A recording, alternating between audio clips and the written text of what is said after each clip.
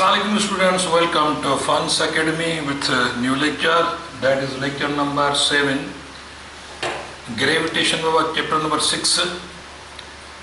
असां कुछ problems जेके एंट्री टेस्ट में फर्ज़ कयो अचण जहिड़ा आहिनि, ठीकु आहे।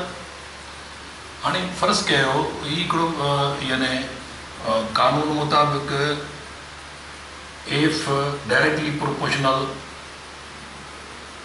force of attraction m1 m2 upon r square, ठीक है बाबा। हाणे फर्ज़ कयो तव्हांखे जेकर ही ॿ बॉडीज़ आहिनि,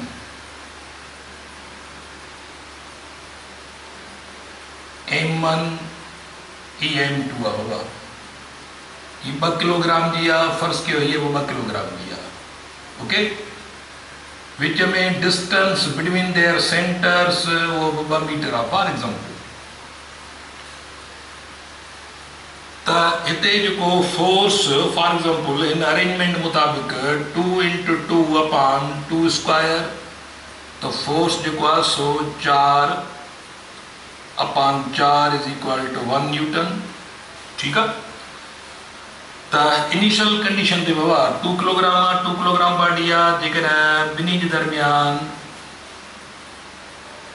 ॿिन्ही जे सेंटर दरमियान डिस्टेंस 2 मीटर आहे, त हाणे इन अरेंजमेंट मुताबिक़ 1 न्यूटन थी रिज़ल्ट अचे। पर जेकर असांखे चयो वञे त बाबा असां मासिस डबल था कयूं ऐं डिस्टेंस बि डबल था कयूं, माना मासिस डबल जो मतिलबु आहे त 4 किलोग्राम, हिन खे बि 4 किलोग्राम था कयूं ऐं डिस्टेंस जेको आहे सो 4 मीटर था करे छॾियूं डबल डिस्टेंस ते। त इनिशियल वैल्यू में केतिरो फ़र्क़ु ईंदो, माना फोर्स केतिरो वधी वेंदो या केतिरो घटि थींदो या चेंज केतिरी ईंदी जेकर masses are doubled and distance between the centers also becomes doubled. त को बि असरु न पवंदो, मासिस डबल थींदा त फोर्स यानी उहो वधी वेंदो, पर डिस्टेंस डबल थियण जे करे वरी फोर्स घटिजे थो, त सूरत हाल वरी ओवरऑल साॻी थी बीहे। मिसाल एफ हाणे हींअर 4 किलोग्राम आहे, 4 किलोग्राम आहे, ही 4 आहे, डिस्टेंस बि 4 आहे, त ही 16 अपॉन 16 इज इक्वल साॻियो ई 1 कंदो। माना जेकर मासिस बि डबल थियनि ऐं डिस्टेंस बि डबल थिए त फोर्स रिमेन्स सेम। यानी if masses are doubled and distance also becomes double, then F is equal to what? त पहिरियां एफ जेको 1 हो वरी पोइ बि एफ साॻियो ई पवंदो, माना रिमेन्स अनचेंज साॻियो ई पवंदो, ओके। पर वरी जेकर फर्ज़ कयो चए, मिसाल चवे त बाबा हाणे मासिस डबल था कयूं, डिस्टेंस वरी हाफ था कयूं, माना मासिस 4 था कयूं, 4 किलोग्राम 4 किलोग्राम, पर डिस्टेंस वरी हाफ था कयूं, माना r is equal to 1 metre, ॿई में 1 मीटर। पहिरियां 2 किलोग्राम डिस्टेंस 2 किलोग्राम, हाणे वरी मास डबल कयो अथऊं, मास 4 किलोग्राम, माना मास डबल ऐं डिस्टेंस हाफ,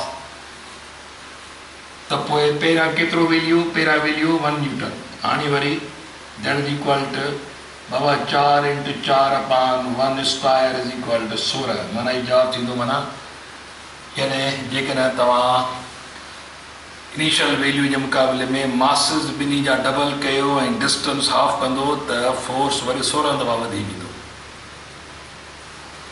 साॻिए नमूने सां छा हो इनिशियल वैल्यू तव्हांजो 2 किलोग्राम, ही बि छा हो 2 किलोग्राम ऐं डिस्टेंस केतिरो 2 मीटर हो।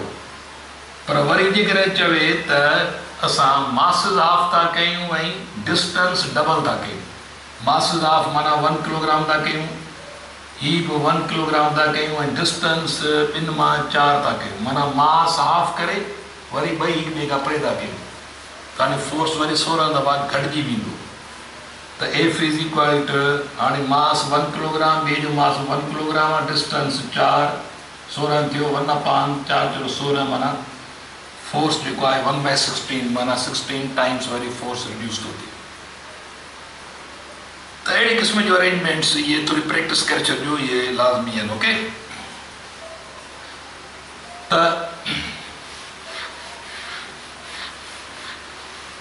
वरी ॿिए पासे असां बुक खे थोरो फॉलो था कयूं। ही प्रॉब्लम आहे, प्रॉब्लम नंबर 1 आहे। Problem number 1, a 10 kilogram mass is at a distance of 1 meter from 100 kilogram mass. Find the gravitational force of attraction when 10 kilogram mass exerts on, ॾिसो हाणे हीअं आहे माना m1 जी क़ीमत 10 किलोग्राम आहे ऐं m2 जी क़ीमत 100 किलोग्राम आहे। ठीकु आहे, ऐं ॿई हिक ॿिए खां केतिरो आहिनि, 1 मीटर परे आहिनि, 1 मीटर ॿई हिक ॿिए खां परे आहिनि। चए थो त फोर्स लो माना m1 फर्स्ट बॉडी सेकंड ते केतिरो ज़ोर थी लॻाए, वरी सेकंड बॉडी फर्स्ट ते केतिरो ज़ोर थी लॻाए। ही सिंपल आहे बाबा, फोर्स फर्स्ट बॉडी सेकंड ते केतिरो ऐं सेकंड बॉडी फर्स्ट ते केतिरो। त यादि रखे छॾियो त हिकिड़ी 10 किलोग्राम जी बॉडी आहे, हिकिड़ी 100 किलोग्राम जी बॉडी आहे, m2 is equal two 100 kilogram आहे ऐं m1 इज इक्वल टू बाबा 10 किलोग्राम आहे। ॿई हिक ॿिए खां केतिरो परे आहिनि, 1 मीटर परे आहिनि। ओके, 1 मीटर परे। त हाणे ज़हन में रखो त केतिरी बि इहा नंढी बॉडी हुजे, उहा केतिरी बि वॾी, ॿिन्ही जो हिक ॿिए ते म्यूचुअल फोर्स एक्शन रिएक्शन आहे, थर्ड लॉ आहे। जेतिरे ज़ोर सां नंढी बॉडी वॾी बॉडी खे छिके थी, साॻे ज़ोर सां वॾी बॉडी नंढी बॉडी खे छिके थी। ॿिन्ही जो फोर्स हिक ॿिए ते इक्वल ऐं अपोज़िट आहे, ॿिन्ही जो मैग्नीट्यूड हिक ॿिए ते साॻियो आहे, जेको डायरेक्शन अपोज़िट हूंदो। इहो यादि रखे छॾियो। तव्हां ही फॉर्मूला इस्तेमालु कंदे F is equal to G m1 into m2 upon r square, that is equal to 6.67 into 10 power minus 11 into m1 10 into 100 आहे upon r जेको आहे सो 1 आहे। त ही वैल्यू वञी बीहे थो तव्हांजो 6.67 into 10 पावर बाबा ही 10 पावर माइनस 11 into 10 पावर ही 3 थी वियो। ओके, त बाक़ी घणो थो बचे तव्हांजो माइनस 11 मां 3 बाक़ी माइनस 8।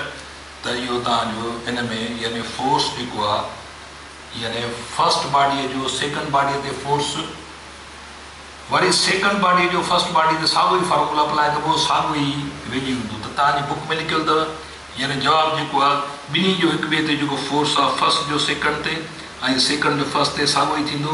इहो आहे 6.67 into 10 पावर माइनस 8 न्यूटन।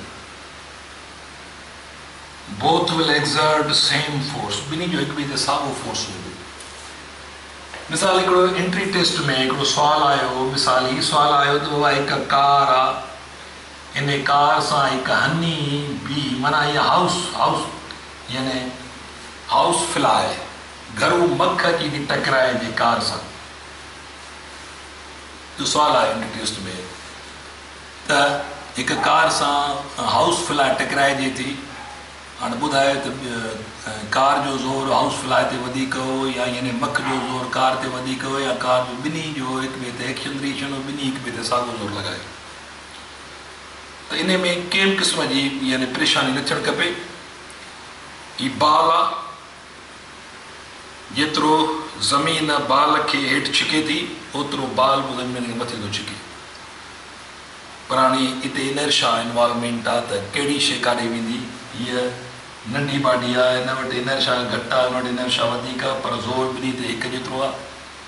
हाणे ज़ाहिर आहे ॿई जेकॾहिं ज़ोर लॻाइनि थियूं हिक ॿिए ते त पॉसिबिलिटी कहिड़ी आहे त नंढी बॉडी वॾी ते वेंदी। एतिरो ज़ोर हिन ते बि आहे, हीअ बि छिकिजे थी, पर हिन जी इनर्शा ही पंहिंजी हालत बरक़रार रखण जी सलाहियत वधीक आहे। त इहे हिते ई जेकॾहिं ॿई हिकु जेतिरियूं बॉडियूं आहिनि त पोइ छिकिजी सघनि थियूं ॿई। ऐं ॿी ॻाल्हि त यादि रखिजो त gravitational force is only attractive force. Okay, त इहो थोरो ज़हन में उन खां पोइ वरी हिकिड़ो ॿियो प्रॉब्लम आहे, मिसाल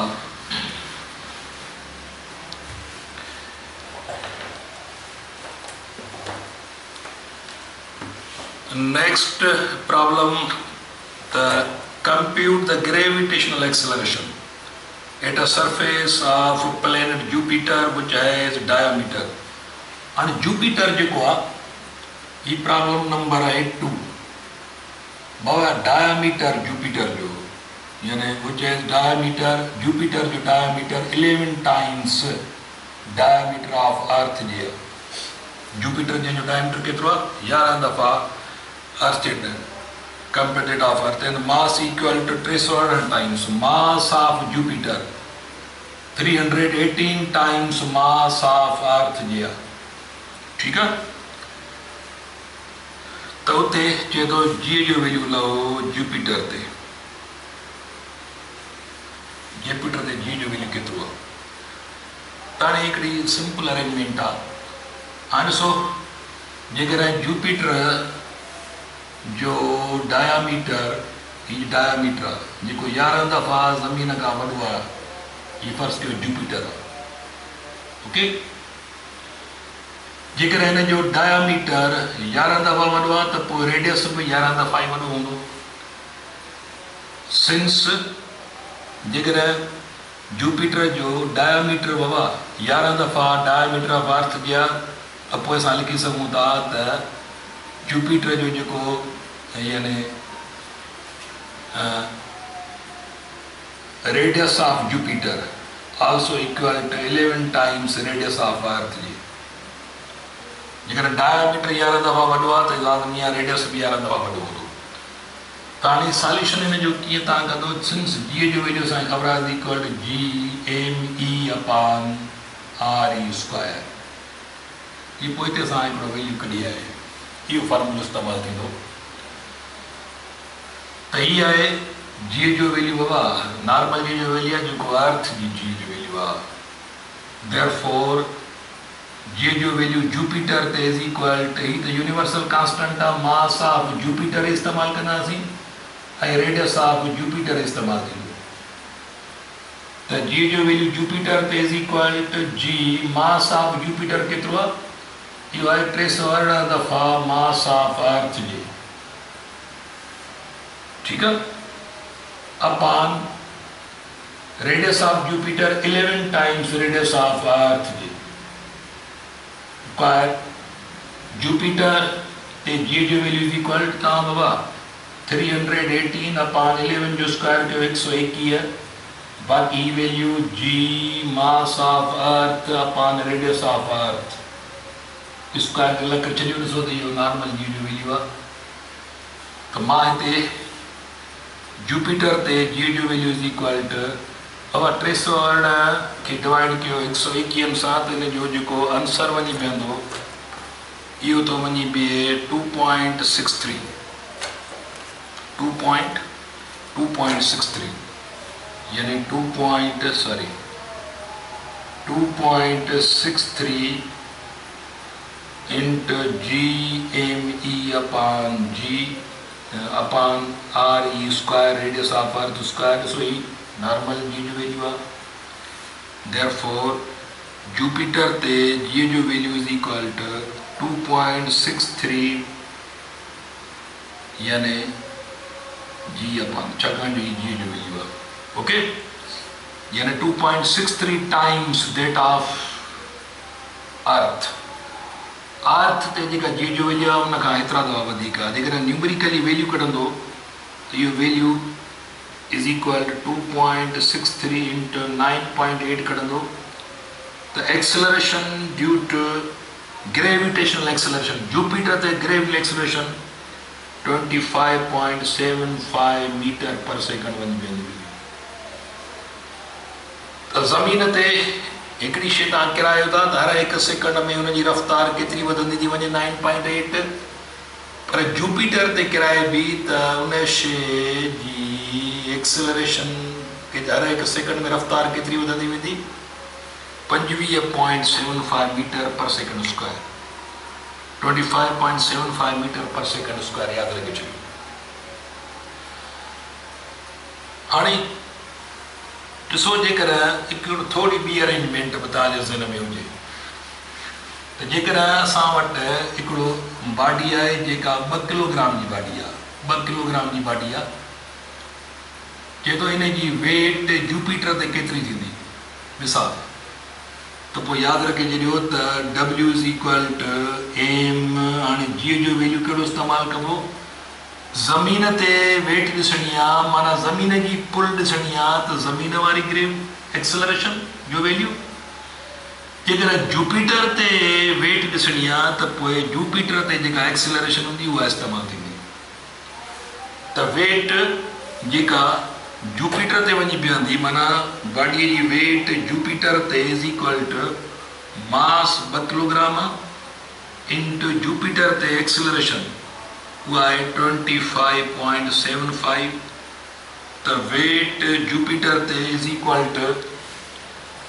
बाबा हिन में तव्हां यानी 2 × 25.75 that is equal to 51.5। ठीक है, 51.5 न्यूटन। हाणे इहा जूपिटर ते 2 किलोग्राम बॉडीअ ते ज़ोर एतिरो लॻंदो, पर जेकर फ़र्ज़ कयो ज़मीन ते हुजे त पोइ इहा साॻी body weight of body earth ते = m। जी जो वैल्यू जेको अर्थ ते हूंदो = मास 2 किलोग्राम 9.8 = 19.6 न्यूटन। हाणे ॾिसो जूपिटर ते वज़न साॻी 2 किलोग्राम बॉडी जूपिटर ते वज़न 51.5, ज़मीन ते वज़न 19.6। केतिरा दफ़ा वधी वियो, तव्हां रेशो कढी सघो था, तव्हांखे रेशो पुछी सघे थो बाबा 2 किलोग्राम बॉडीअ जे वेट जो रेशो लहो जूपिटर ऐं अर्थ ते वेट जो रेशो, त 51.5 खे डिवाइड कयो 19.6 सां, त केतिरा दफ़ा ॾिसो इहो वैल्यू वधे थो पियो, त divided by 19.6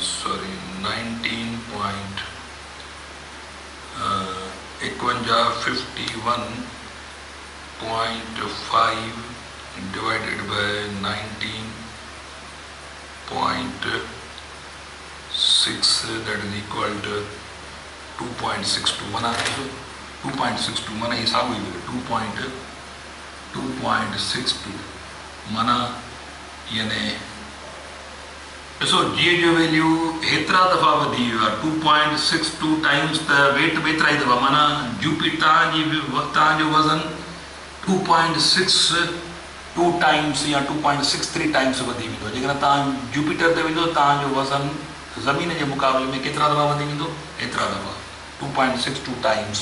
our weight will be increased, या weight of anybody will be increased on the surface of Jupiter 2.62 times as compared to weight on Earth। okay, त इहो तव्हां जेको आहे सो प्रॉब्लम जी प्रैक्टिस करे छॾिजो। उन खां पोइ नेक्स्ट प्रॉब्लम दैट इज़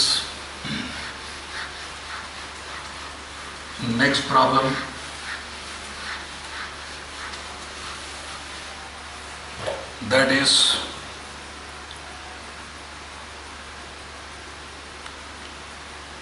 ये 5 नंबर प्रॉब्लम। तो नंबर 5 प्रॉब्लम नंबर 5 ने जी प्रैक्टिस करे छॾियो। What is value of gravitational acceleration at a distance of ॾिसो चए तो जी जो वैल्यू लहो, वरी हाणे जी जो वैल्यू हिकिड़ो ही थो पुछे पियो। 5 नंबर प्रॉब्लम आहे, मां लिखां कोन थो सम्झो ॻाल्हि खे। ज़मीन आहे, ज़मीन जे सरफेस खां चए थो, हाणे ही त आहे ज़मीन जो रेडियस, चए थो ज़मीन जे सरफेस खां रेडियस जेतिरो मथे इतने जी जो वैल्यू केतिरो आहे माना ज़मीन जे सरफेस का ज़मीन जे रेडियस जेतिरो मथे वञो ठीक है माना डिस्टेंस केतिरो रेडियस जेतिरो मथे वञो तो ओवरऑल सेंटर खां वठी बाबा केतिरो डिस्टेंस थींदो इहो 2r थींदो जेतो हिते जी जो वैल्यू केतिरो आहे त जी जो वैल्यू ख़बर आहे तव्हांखे is equal to me upon बाबा r स्क्वायर फार्मूलो त ही आहे त हाणे जी जो वैल्यू माना सरफेस का r डिस्टेंस मथे रेडियस जेतिरो मथे था वञूं त पोइ GME अपॉन ॾिसो r अॻे ई मौजूदु आहे जेकर बाडी हिते हुजे त r इस्तेमालु थियो हाणे r एतिरो मथे माना ओवरऑल छा थी वियो ओवरऑल थी वियो 2r माना r प्लस r ओके त हाणे g जो वैल्यू बाबा रेडियस ऑफ अर्थ जितरो मथे is equal GME upon 2re square तो ये छा थी वेंदो ये थी वेंदो तव्हांजो 4 दिस विल बिकम 4 त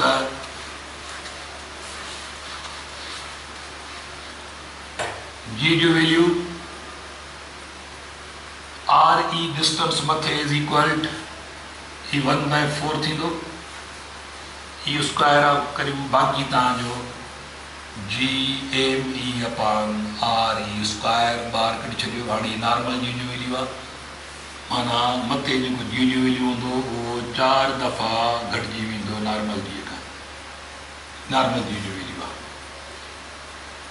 हाणे 1/4 टाइम्स रिड्यूस थी वेंदो हाणे 1/4 टाइम्स छा थींदो वञी 1/4 इंटू 9.8 के 1/4 सां डिवाइड कयो त मुमकिन आहे आंसर हीअं बची सघे थो आंसर तव्हांजो 9.8 खे तव्हां 1/4 सां डिवाइड करे छॾियो माना 9.8 divided by 4 that is equal to 2.45 माना 2.45 मीटर पर सेकंड स्क्वायर त आंसर हीअं बि ॾेई सघो था आंसर हीअं बि ॾेई सघो था ओके हिन ॻाल्हि कंदो माना ओवरऑल एतिरो वरी बचंदो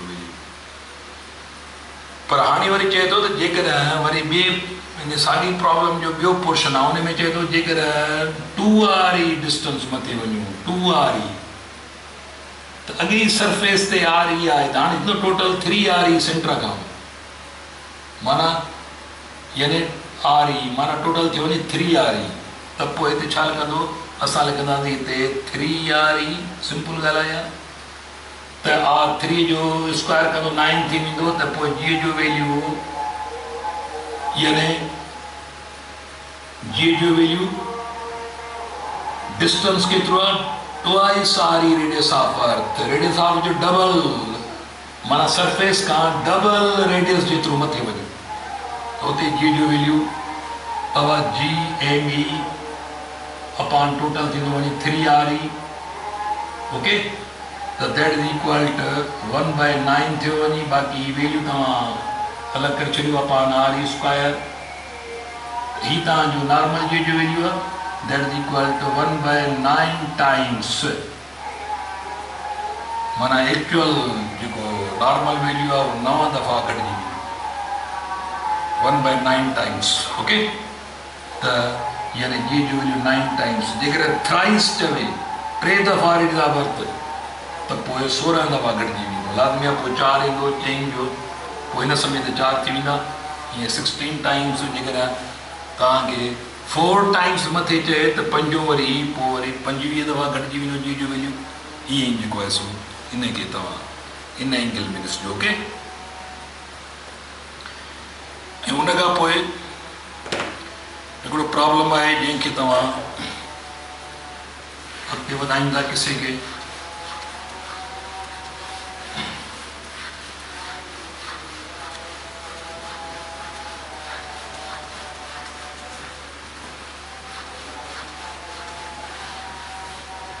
हाणे ही हिकिड़ो फिक्स वैल्यू अथव इहो तव्हां माना ज़मीन जे सेंटर खां केतिरे डिस्टेंस ते हलिया वञूं जिते जी जो वैल्यू हाफ ऑफ जी थी वञे असां ज़मीन जे सेंटर खां केतिरे डिस्टेंस ते वञूं जिते जी जो वैल्यू हाफ थी वञे। हाणे इहो तव्हां हिकिड़ो वैल्यू माना यानी कैलकुलेशन ॾिसो, g is equal to g M e upon R E square. Okay, हाणे जी जो वैल्यू बाबा हाफ ऑफ जी खपे त पोइ असांखे g M e upon e R square माना ही आर वो डिस्टेंस आहे जिते जी जो वैल्यू हाफ थो थिए, इन फॉर्मूला खे कंदासीं असां। ओके, असांखे छा थो मिले, असांखे आर स्क्वायर लहणो आहे इज़ इक्वल टू हेठि अची वेंदो जी एम ई अपॉन 1/2 जी, तो बाबा R square is equal to 2 GME upon g. Okay, हाँ हिते तव्हां थोरो छा कंदो जो R E square is equal मथे खणी वञो is equal to GME upon g, ही अरेंजमेंट लिखी छॾियो त पोइ छा थींदो बाबा ॾिसो हाणे, therefore distance r square is equal to ही तव्हां 2GME अपॉन जी।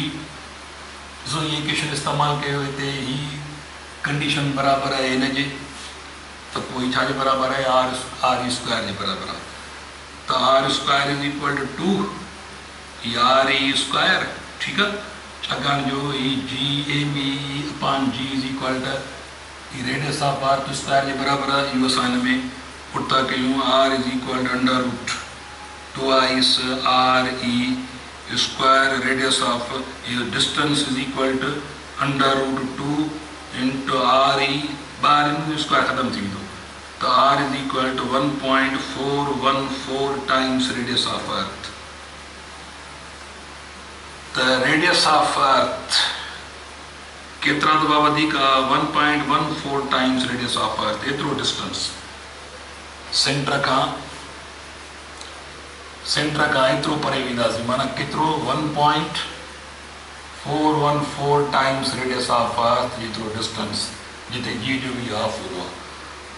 तव्हां ही प्रॉब्लम हल करे सघो था, न त पोइ तव्हां ही यादि रखी छॾियो, कोशिशि कयो त प्रॉब्लम हल थिए जीअं तव्हांखे रटणो न पए, इहो अहिड़े क़िस्म जी अरेंजमेंट। त इहो ही वैल्यू हूंदो आहे रेडियस ऑफ अर्थ। हाणे तव्हां हिते जेके रेडियस ऑफ अर्थ अंगु ॾींदासीं त न्यूमरिकली सॼो अंगु ईंदो, पर ज़रूरत न आहे तव्हां रेडियस ऑफ अर्थ माना रेडियस ऑफ अर्थ खां हेतिरा दफ़ा वधीक डिस्टेंस जेको आहे, माना हिन वैल्यूअ खां हेतिरा दफ़ा वधीक वैल्यू डिस्टेंस जिते जी जो बि हाफ थींदो। ओके, नेक्स्ट प्रॉब्लम आहे, हाणे 7 नंबर प्रॉब्लम आहे, हिकु स्टूडेंट आहे 80 किलोग्राम जो आहे, ॿियो 50 किलोग्राम जो आहे, ॿई हिक ॿिए खां 2 मीटर परे वेठा आहिनि। ठीकु आहे, चए थो 2 स्टूडेंट्स आहिनि, 2 मीटर हिक ॿिए खां, हिकिड़ो 80 किलोग्राम जो आहे, हिकिड़ो 50 किलो, ॿई हिक ॿिए ते केतिरो ज़ोर था लॻाइनि, छा उहो ज़ोर उन्हनि खे परेशान कंदो, नॉट एट ऑल, छाकाणि जो इहो ग्रेविटेशनल फोर्स ॿिन्ही स्टूडेंट जे दरमियान इंतिहाई बारीक साबित थींदो ऐं इहो तव्हां हल करे सघो था, ऐं आख़िर में लिखंदो नॉट एट, बिल्कुलु परेशान न कंदो। हाणे असां ही 9 नंबर प्रॉब्लम आहे, लास्ट वन प्रॉब्लम आहे, इनखे हल था कयूं। जेको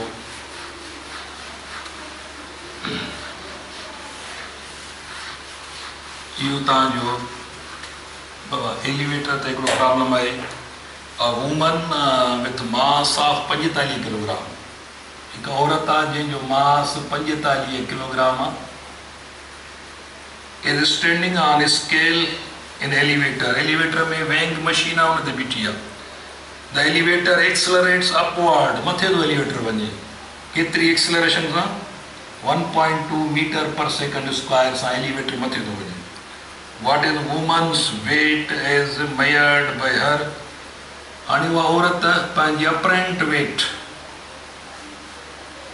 केतिरी मेयर कंदी, 45 किलोग्राम जी औरत आहे जेका एलिवेटर में, बाबा एलिवेटर जेको आहे सो मथे वञी रहियो आहे, एक्सेलरेशन जो वैल्यू ही आहे, त इहा औरत जेका आहे सा फर्ज़ कयो लेडी आहे जेका बीठी आहे एलिवेटर ते ऐं संदसि मास 45 किलोग्राम आहे। एलिवेटर हेतिरी तेज़ी सां मथे थो वञे त औरत इन मशीन में पंहिंजो वज़न केतिरो चेक कंदी ड्यूरिंग एक्सेलरेशन। यादि रखो apparent weight, apparent weight body मथे वेंदी त वेट वधी वेंदी। ही actual weight plus M A amount increase थो थिए त apparent weight is equal to body 45 into 9.8 plus mass इन जो 45 किलोग्राम आहे। एक्सेलरेशन केतिरी 1.2। ओके त बाबा इहो इन जी अपरेंट वेट जेका ही ॿई पाण में मल्टीप्लाई कयो, ही ॿई मल्टीप्लाई करे पाण में एड कयो त इन जो तव्हां वटि जेका वेट साबित थींदी उहा साबित थींदी 495 न्यूटन। केतिरी बाबा 495 न्यूटन। इन औरत जी वेट 495 न्यूटन। हिकिड़ो मिनट थोरो ही बि कंडीशन सम्झी छॾियो त एक्चुअल वेट 45 ज़रबिया 9.8 दैट इज़ इक्वल टू।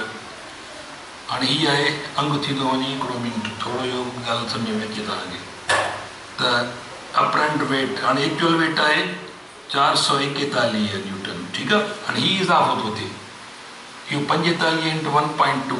हाणे इहो इज़ाफ़ो आहे 45 into 1.2 that is equal to 54। हाणे 54 न्यूटन इहो एम ए अमाउंट आहे। हीअ एम ए अमाउंट आहे 54 न्यूटन वधीक ज़ोर थो लॻे पोइ हिते त 44 टोटल केतिरो थियो वञे, टोटल वञी थियो वञे यानी 54 प्लस 445 त इहो घणो थियो वञे यानी टोटल 441 शायदि 441 थियो 441 यानी प्लस 54 त 495 शायदि 495 जवाब 495 माना टोटल जेको आहे सो 495 न्यूटन इहा औरत वेट महसूसु कंदी। पर जेकर तव्हांखे चवे त हिन एक्सेलरेशन सां जेकर हेठि थी अचे त पोइ वेट केतिरी आहे। पोइ वेट माना एक्चुअल वेट मां हीअ अमाउंट पोइ माइनस थींदो 441 मां 54 माइनस करे छॾियो त 441 मां वरी 54 441 माइनस 54 त बाबा इहो वञी बीठो तव्हांजो अंग 387। जेकर हेठि थींदी त पोइ साॻी औरत जो वज़न एक्चुअल वज़न 441 मां 300 यानी 87 वञी वेंदो 387 न्यूटन।